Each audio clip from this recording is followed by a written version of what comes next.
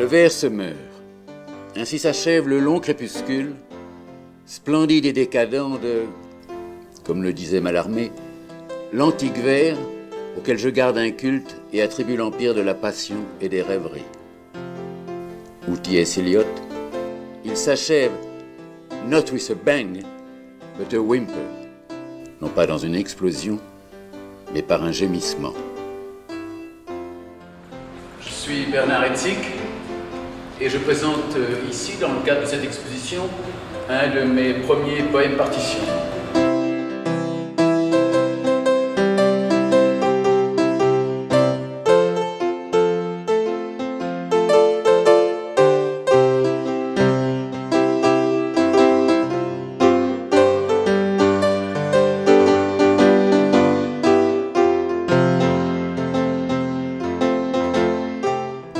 Au Canada, ils avaient décidé de nous réunir pour essayer de trouver une définition en commun de ce qu'était la poésie sonore. Et on s'est finalement séparés sans y être arrivés, parce que certains disaient, mais la poésie sonore, c'est la prolongation de la poésie phonétique du début du siècle, Schwitters, Hugo Ball et tout cela. Alors moi je protestais parce que j'utilise la sémantique et donc je trouvais ça beaucoup trop restrictif. D'autres disaient la poésie sonore c'est celle qui utilise le magnétophone. Là aussi, bien que je sois un utilisateur du magnétophone, je trouvais ça restrictif parce que je connais des poètes qui sont catalogués dans ce courant et qui n'utilisent pas le magnétophone. Donc on s'est séparés sans y être parvenus. Et ça me paraît a posteriori tout à fait normal parce que finalement la poésie sonore, elle est traversée d'un certain nombre de courants, je dirais 4, qui s'entrecroisent, qui sont parallèles, qui se contredisent même parfois, à savoir un courant qui en effet est issu des avant-gardes du début du siècle, et donc à base de phonétisme, et la Oursenade de Schwitters, c'est évidemment le chef-d'œuvre auquel on se réfère toujours, et qui a eu ses prolongements dans les audiopoèmes d'Henri Chopin, par exemple, les cré-rythmes de François Dufresne, les exercices vocaux de Démétrios Stratos ou d'autres, Jaap Blanc maintenant, enfin un certain nombre de poètes sonores qui travaille sur des possibilités de la voix comme cela, non pas en tant que chanteur, mais en tant que poète. Alors ça c'est un courant. Ensuite, il y en a un autre qui a utilisé l'électronique au maximum, qui est surtout représenté peut-être par des Suédois, parce qu'ils avaient à leur disposition à Stockholm un studio très tôt, et qu'ils avaient donc la possibilité d'y travailler. Et donc, même s'ils partaient de textes enregistrés, la traversée à travers la machine de ces textes les pulvérisait et il ne restait finalement plus dans toutes ces œuvres que le grain de la voix, qui est autre chose qu'un enregistrement de musique concrète à partir d'objets. C'est le grain de la voix qui est là, et qui donne sa spécificité à ce type de travail, mais il est certain qu'ils sont très proches de la musique, vraiment à la frontière. Ensuite, il y a un troisième courant qui est celui dans lequel je m'inscris, qui est celui qui a travaillé avec, en effet, le magnétophone, mais qui a conservé la sémantique. Et là, on pourrait citer également Brian Gysin, John Giorno et d'autres. Et puis, un quatrième courant qui n'utilise pas le magnétophone, qui joue souvent sur la durée, c'est-à-dire que la lecture d'une liste, par exemple, en se prolongeant volontairement dans une durée extrêmement longue, fait basculer cette liste, ce texte, dans la poésie. Et je pense à des lectures de Paul Armangette, je pense à des lectures, notamment de ses compléments de nom de Michel Métaille, qui, du reste elle-même, précise bien qu'elle ne fait que des publications orales.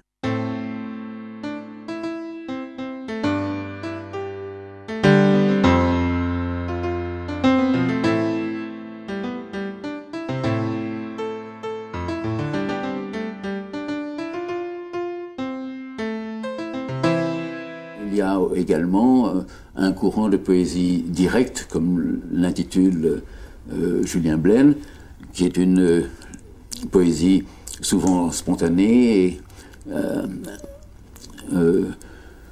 qui a ses connexions avec la performance et qui, de ce fait, appartient également, dans la mesure où elle est faite pour un public, appartient également à la poésie sonore, qui est le terme général utilisé, encore que moi-même je préfère le terme poésie-action, le terme de poésie sonore me paraissant un peu, comment dirais-je, non pas restrictif, mais finalement la poésie est toujours un peu sonore, donc c'est une bon, enfin voilà, moi je préfère le terme de poésie-action. Pourquoi action? Parce que jusque-là, la poésie était sur le papier, dans le livre, sur la page, à attendre un lecteur qui se faisait de plus en plus hypothétique, de plus en plus rare. En tout cas, il était passif dans cette situation comme ça, attendant que quelqu'un vienne acheter un livre, l'ouvre et lise ce texte. Et c'est cela que j'ai voulu rompre en remettant le poème debout, en quelque sorte, en le sortant de la page et en le rendant donc actif, puisque les rôles se trouvent renversés. C'est au texte d'aller vers un auditeur, vers un auditoire, et donc ce terme de poésie-action me paraît plus convenir à ce type de lecture faite en public, de type de texte destiné à être lu à haute voix devant un public.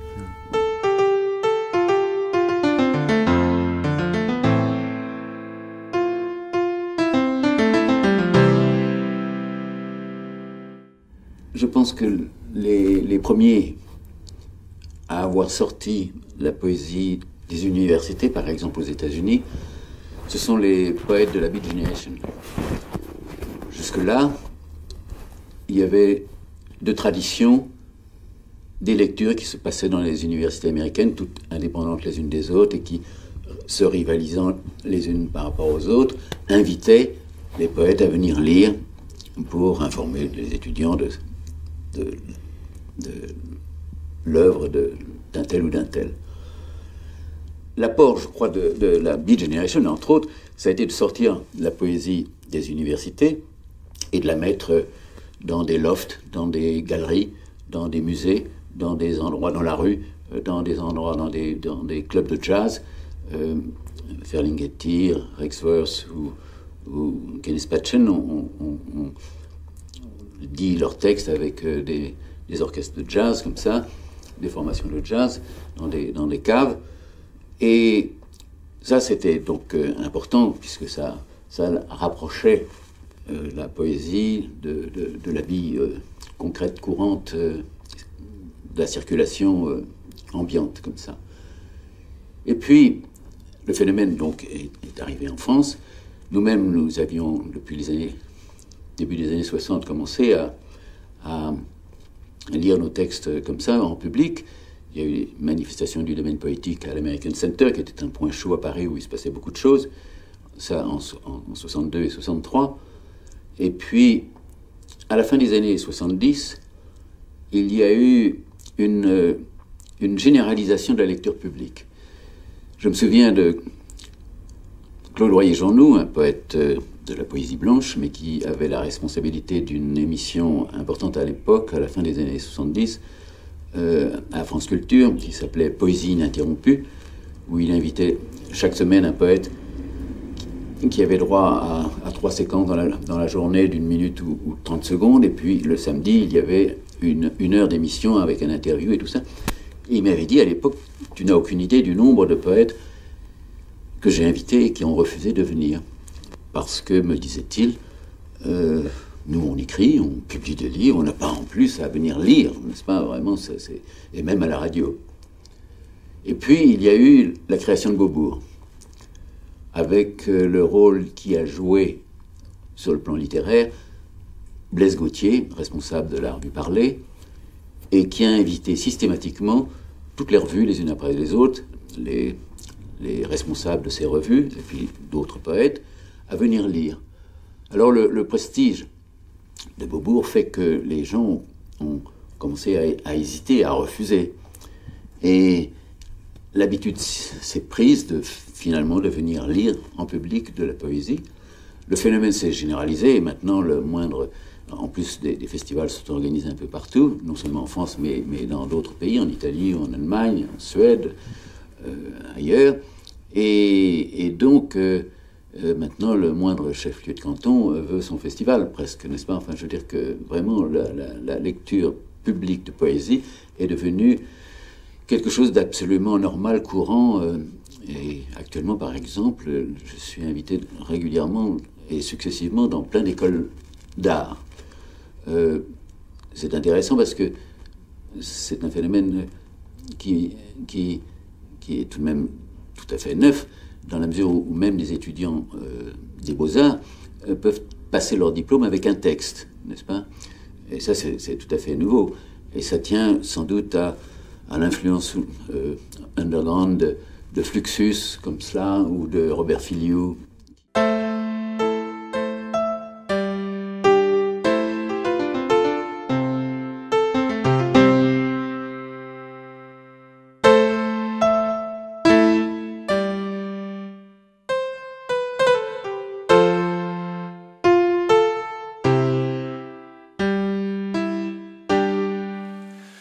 Premier étage, deuxième étage, troisième étage, quatrième étage, cinquième étage, sixième, septième, huitième étage, neuvième étage, dixième, onzième étage, douzième étage,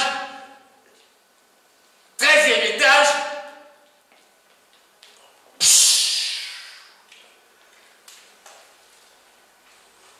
sous-sol.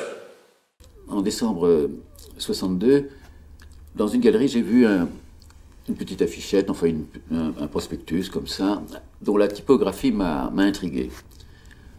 Elle était très étrange, surtout pour l'époque, comme cela, et c'était l'annonce d'une manifestation qui se passait à l'American Center toute une semaine et dont le titre était Flux Forum. Alors j'ai regardé, chaque soir il y avait donc différentes manifestations. Je ne connaissais aucun des noms, sauf la dernière soirée, mais qui, elle, changeait de nom, celle du samedi. Ça s'appelait la Poésie ouverte, domaine poétique. Et je connaissais François Dufresne, précisément, et apparemment l'organisateur de cette dernière soirée, qui était Jean-Clarence Lambert. Et les autres m'étaient inconnus. Alors j'ai, intrigué par cette affiche, et quand même sous la caution de l'American Center, où il se passait beaucoup de choses intéressantes, j'ai décidé d'y aller dès le lundi, et je suis tombé sur la 3e manifestation de Fluxus, qui, après Wiesbaden, où ils avaient fait leur premier concert, et ensuite Copenhague, débarquait à Paris. Alors il y avait là Matt Schunas, le boss de Fluxus, Alison Knoll, Dick Higgins et d'autres. Et j'ai été tout à fait, je dois dire, fasciné par ce que je voyais. Je me suis dit, mais voilà exactement comment je voudrais voir la poésie sur scène. C'était très, très, très, très rigoureux, très économe, n'est-ce pas? Cela pouvait jouer sur la durée. Il y avait des pièces extrêmement longues qui jouaient sur votre capacité de résistance mais donc, dès le lendemain, je suis retourné et j'y suis allé chaque jour de la semaine. On était guère plus de 10 dans la salle, comme ça, sauf le dernier soir, donc le samedi, pour la soirée Poésie ouverte, où là, c'était archi-comble, et où j'ai découvert Brian Gysin, qui donnait son I Am That I Am, son fameux poème, Gerasim Lucas, qui donnait son quart d'heure de culture métaphysique, je le vois encore le dire, c'était absolument magnifique. Robert Filiou, son poème de 63 kilos, et les deux autres, je les connaissais, c'est Jean-Clarence Lambert et Dufresne. Alors, c'était pas mal comme semaine, puisque je découvrais d'un seul coup donc, les gens de Fluxus, et le mouvement Fluxus en lui-même, Et puis, quand même trois personnes que je considère comme majeures, c'est-à-dire Gerasim Luka, Filiu et Gaisin. Et bon, j'ai bien connu ensuite, après, enfin, on a sympathisé beaucoup et on s'est retrouvés très, très fréquemment dans d'autres manifestations. Alors ça c'était donc Fluxus. Cela dit, je n'ai pas pris contact avec eux sur l'instant, au cours de cette semaine, avec les gens de Fluxus. Mais enfin, je les ai connus par la suite, aussi bien à New York que... Les gens de la Beat Generation, j'ai été introduit par l'intermédiaire de Brian Gaisin, avec lequel je suis devenu très ami à la suite donc, de cette lecture que j'avais entendue de lui à l'American Center, là, en décembre 1962. Il se trouve que, du reste, 6 mois après, il y a eu 3 autres manifestations de ce domaine poétique à l'American Center à nouveau, et manifestations auxquelles j'ai été associé, ainsi qu'Emmett Williams. Alors, c'est intéressant parce que se retrouvaient donc dans ces manifestations de l'American Center, à la fois donc Fluxus, c'était Filiu, qui était très proche d'eux, et Emmett Williams, la poésie concrète. Emmett Williams est le premier à avoir fait une anthologie de la poésie concrète, la poésie sonore avec Dufresne et moi-même et Gaisin, la Beat Generation avec Gaisin, proche de William Burroughs, et du reste, lors de ces manifestations donc en 63 du domaine poétique, on a fait entendre, il n'était pas là, mais on a fait entendre un fragment du Naked Lunch dit par William Burroughs lui-même.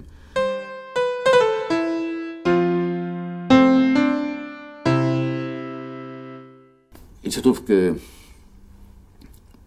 la poésie sonore donc, a démarré mettons, vers 1955, comme ça, et que la poésie concrète, elle, a démarré 2 ans avant, en 1953, l'une et l'autre visant à sortir le poème de la page, en quelque sorte.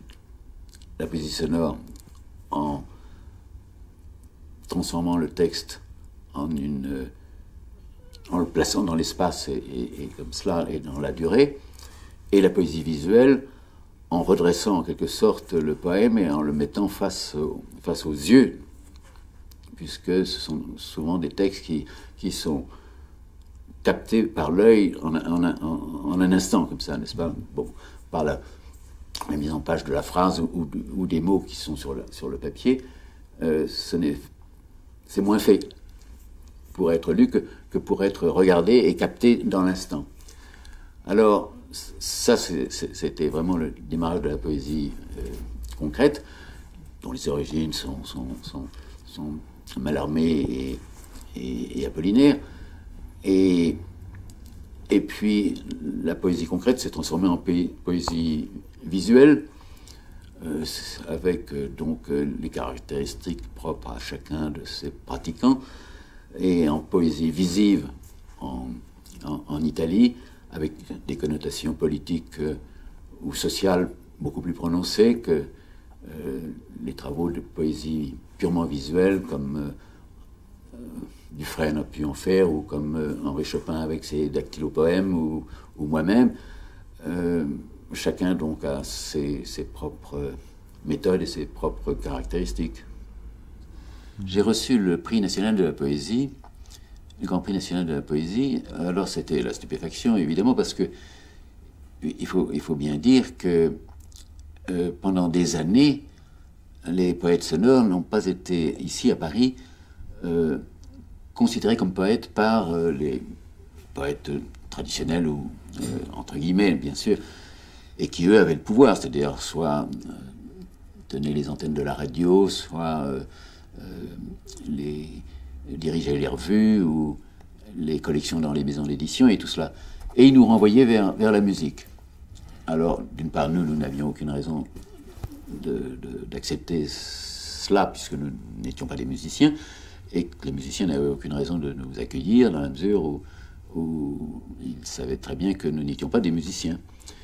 Alors on était vraiment dans un no man's land, ce qui ne nous importait finalement qu'assez peu, parce que c'est créé un réseau international de circulation et de festivals ce qui fait que nous étions complètement à part. Et puis, le phénomène de la lecture publique, à la fin des années 70, a changé les choses. On s'est retrouvés associés, dans le cadre de manifestations, soit à Beaubourg ou ailleurs, avec les poètes qui nous avaient rejetés jusque-là. Et ils se sont aperçus qu'eux ne savaient pas lire, souvent, et qu'ils n'en avaient pas l'habitude, et que nous en avions la pratique. Et donc ils ont commencé à nous accepter, à devenir tolérants, et à nous accepter dans leur club, si je puis dire. Alors là-dessus, j'ai eu, en effet, alors ça a été à ma stupéfaction tout de même, le Grand Prix en 91. Je pense que le comité qui était chargé et qui change chaque année, qui était chargé de trouver un candidat, a dû se disputer sur 2 autres noms et que j'ai servi de tampon comme ça par hasard et que finalement c'est moi qui en ai hérité.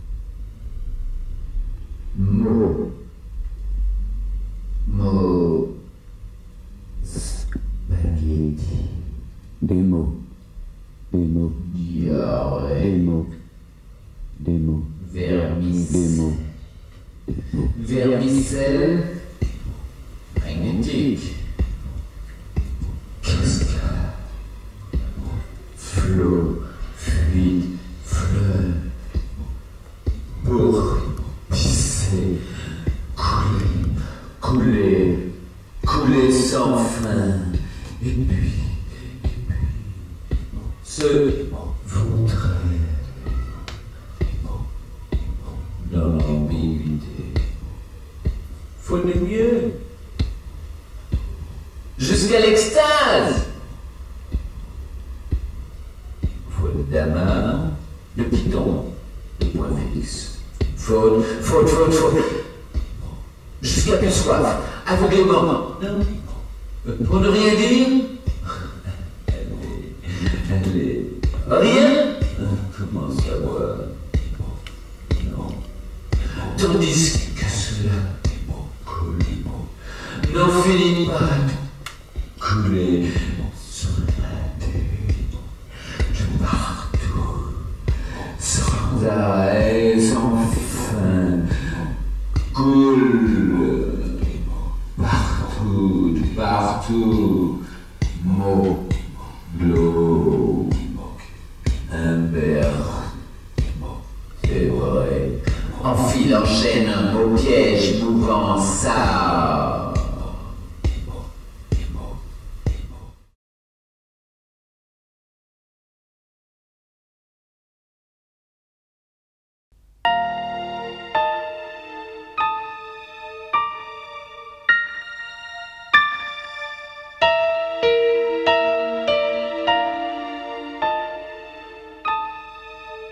Dieu sait si j'ai été proche d'Henri Chopin, n'est-ce pas, depuis l'origine, et que je l'ai aidé pour sa revue Où et tout ça, enfin, bon, et qu'il était devenu un peu du reste notre éditeur, de façon internationale, comme ça, de ce courant, avec sa revue Où et les disques qu'il a fait. Mais il n'a pas supporté que j'ai le prix. Et il se trouve que j'ai fait une fête pour ce prix, n'est-ce pas, et que je l'ai invité, bien entendu, et il n'est pas venu. Et depuis ce moment-là, il me fait la tête, il écrit des lettres ouvertes contre moi, donc qu'est-ce que je fasse? Il est devenu schizophrène, là, comme ça, complètement. Il a participé à une exposition au Centre Pompidou. Il y avait une vitrine de ses travaux, de typewriter poems et d'autres choses de lui. C'était, je crois, il y a 5 ans, quelque chose comme ça, 4-5 ans. Alors je lui ai envoyé un petit mot pour essayer de calmer le jeu, enfin en lui disant bravo, je suis content d'avoir vu que tu avais une vitrine et tout ça. Il m'a envoyé une lettre d'injure. Alors je me suis dit, bon, à ce moment-là, ils coupent les ponts complètement. Enfin.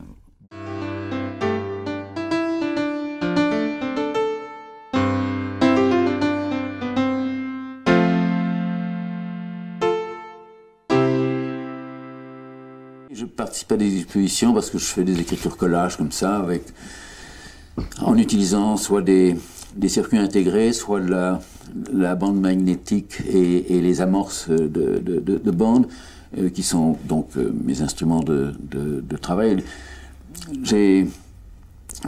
En 1973, j'avais trouvé à Canal Street, par exemple, toute une série de circuits intégrés. On en vendait dans des caisses pourries sur le trottoir, comme ça, je sais pas, une dizaine pour $1. Bon, c'était... Mais j'ai beaucoup aimé, j'aimais beaucoup l'apparence de ces circuits intégrés, tout ça, et je me suis dit, tiens, je vais en acheter un certain nombre pour faire des planches d'écriture collage à mon retour à Paris, ce que j'ai fait. Et j'ai fait donc 50 planches, en y intégrant donc ces circuits intégrés que j'avais ramenés, de la bande magnétique, tout cela... et donc écrit sur ces planches des textes tournant autour de la communication.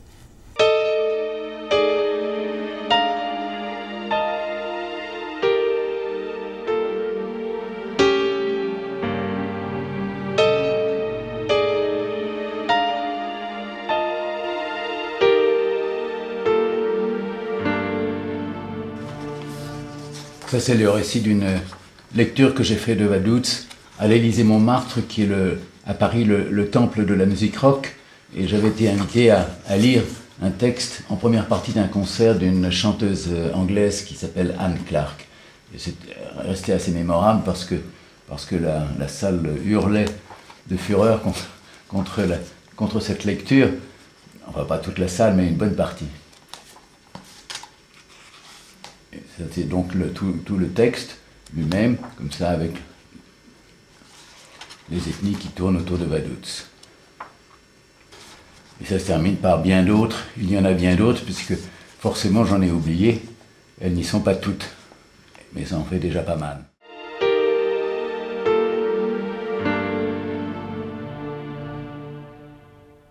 Après réflexion, je me suis dit, mais dans le fond, le Liechtenstein est peut-être le plus petit pays au monde, donc je vais prendre sa capitale, Vaduz, comme centre de l'univers. J'ai pris une grande carte, et autour de Vaduz, comme point central, j'ai fait des cercles d'égale largeur, comme cela.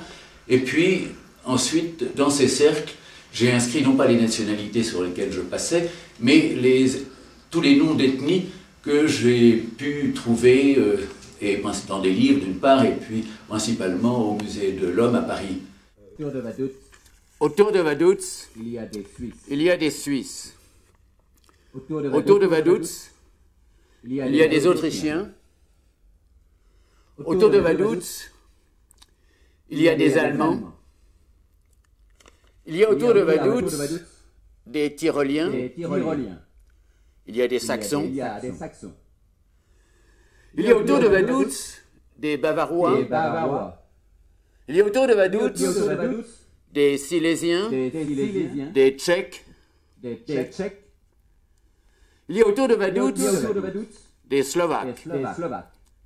Il y a autour de Vaduz des Magyars. Il y a des Slovènes.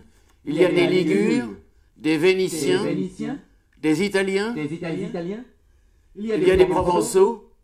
Il y a des Savoyards. Il y a tout autour de Vaduz, des Lorrains, des Alsaciens. Il y a autour de Vaduz, il y a des Polonais. Il y a des Grands Russes. Il y a des Ruthéniens. Il y a autour de Vaduz des Tziganes, tout autour de Vaduz des Ukrainiens, tout autour de Vaduz des Monténégrins, tout autour de Vaduz des Roumains, tout autour de Vaduz des Serbes, des Serbes. Il y a tout autour de Vaduz, il y a autour de Vaduz, il y a des Macédoniens. Il y a autour de Vaduz des Albanais. Il y a des Grecs, des Siciliens, des Toscans, des Sardes, des Néfoussas, des Berbères. Il y a des Andalous autour de Vaduz. Il y a des Espagnols. Il y a des Catalans. Il y a autour de Vaduz des Basques. Tout autour de Vaduz des Occitans, des Auvergnats. Il y a tout autour de Vaduz des Français. Tout autour de Vaduz des Bretons. Il y a des Wallons. Il y a autour de Vaduz des Gallois. Il y a autour de Vaduz des Flamands. Il y a des Néerlandais. Tout autour de Vaduz des Anglais. Il y a des Frisons. Il y a autour de Vaduz des Prussiens. Il y a autour de Vaduz des Danois. Il y a des Baltes. Tout autour de Vaduz des Lituaniens, des Estes, des Caréliens. Il y a autour de Vaduz, il y a des Blancs russes. Tout autour de Vaduz, il y a des Juifs. Il y a tout autour de Vaduz des Finlandais, il y a tout autour de Vaduz des Velkorussiens, des Biélorussiens, il y a des Tchérénis, il y a autour de Vaduz des Kirghizes, il y a autour de Vaduz des Oudssouls, il y a autour de Vaduz des Kachoubs, il y a tout autour de Vaduz des Bulgares, il y a autour de Vaduz des Sorabes, il y a autour de Vaduz des Turcs, il y a tout autour des Azerbaïdjanis, il y a autour de Vaduz des Cheikhs, il y a des Tosques, il y a des Crétois, il y a autour de Vaduz des Yougoslaves, il y a des Kroumis, il y a des Kabyles autour de Vaduz et des Mozabites. Il y a tout autour de Vaduz des Oued-Naïl, il y a des Djebala, il y a autour de Vaduz des Chleux, il y a des Ayans, il y a des Portugais, des Galiciens, il y a des Irlandais, il y a autour de Vaduz des Écossais, tout autour de Vaduz des Norvégiens, tout autour des Suédois et des Finlandais. Il y a autour de Vaduz, tout autour de Vaduz des Finno-Ougriens. Il y a des Lettons, il y a des Permiaques. Il y a autour de Vaduz des Samoyèdes. Autour de Vaduz, il y a des Oïrotes. Autour de Vaduz, il y a des Vogouls. Autour de Vaduz, il y a des Vodchaks. Autour de Vaduz, il y a des Ostiaks. Il y a des Malorussiens autour de Vaduz. Il y a des Syrianes. Il y a tout autour de Vaduz des Kalmouks. Autour de Vaduz, tout autour de Vaduz. Il y a des Tchouvaches. Il y a des Géorgiens. Il y a des Karachais. Il y a des Israéliens, il y a des Palestiniens, il y a tout autour, il y a tout autour de Vaduz, il y a des Arabes, il y a des Égyptiens, il y a autour de Vaduz des Djibara, autour de Vaduz des Ouadaïens, il y a des Teda, il y a des Arotins, il y a des Touaregs, il y a des Peuls, il y a des Carakalais tout autour de Vaduz, des Maures, des Lapons.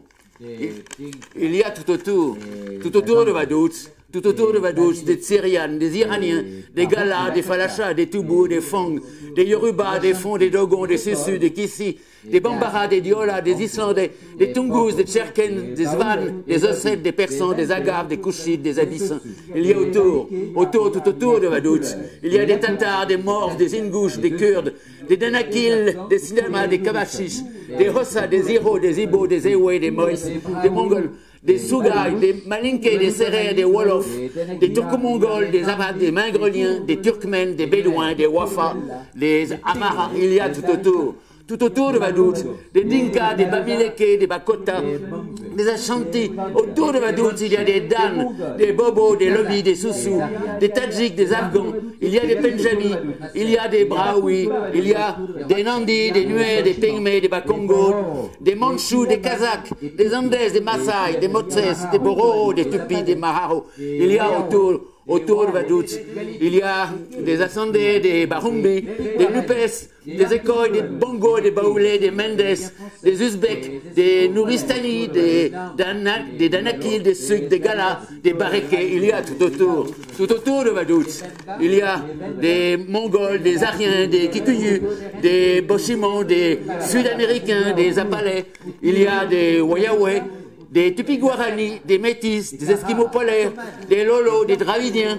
Il y a des Bambas, des Tangas, des Parésis, des Apiacas, des Rokuyen, des Wapisianas, des Akawa, des Banivas, des Créoles, des Noirs sud-américains, des Creeks, des Gayheads, des Winnebagos, des Appalaches, des Gays, des Martiniquais, des Canadiens français, des Nang, des Adivasi.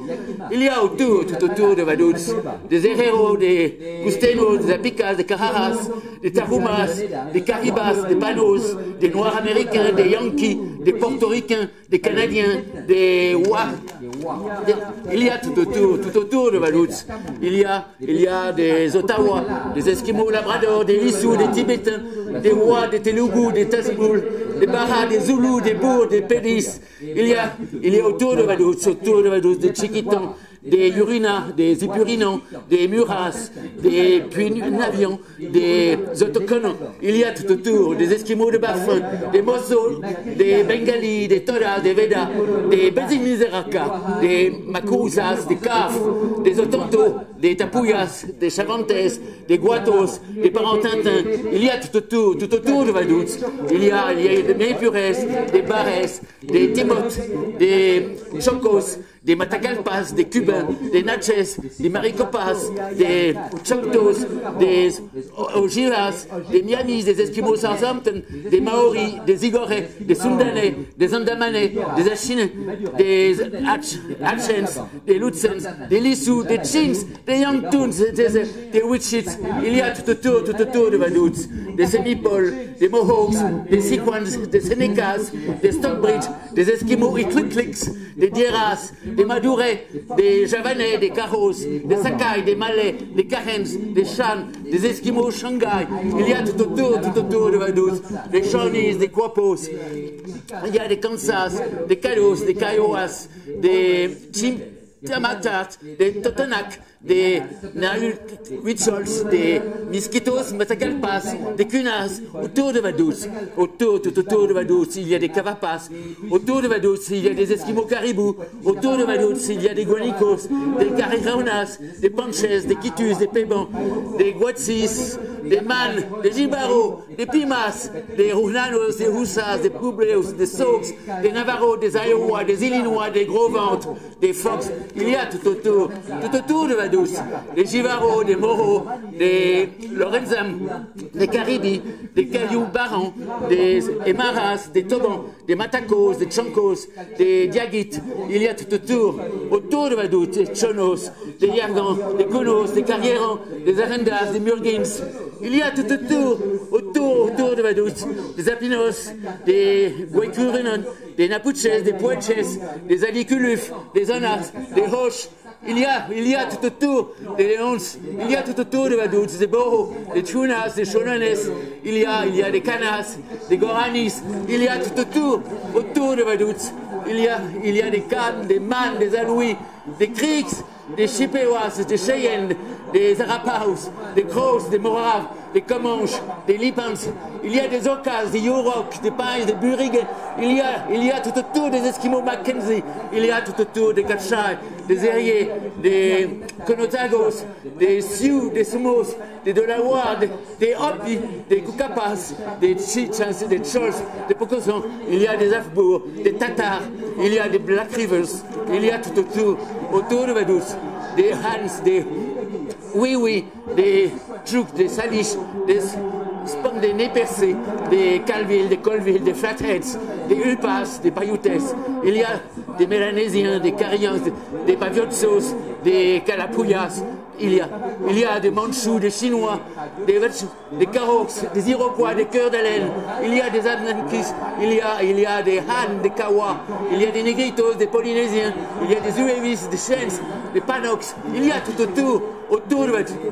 Autour de Vaduz, il y a des Coréens du Nord, des oubliés, il y a des amis, des apatrides, des réfugiés, des exilés, des inconnus, des internés, des perdus, des déplacés, des paumés, des laissés pour compte, des émigrés, des fuyards, des désintégrés, et bien d'autres, et bien d'autres. Tout autour de Vaduz, tout autour de Vaduz, bien d'autres, autour de Vaduz, bien d'autres, et bien d'autres, tout autour de Vaduz. Juin, décembre 1974.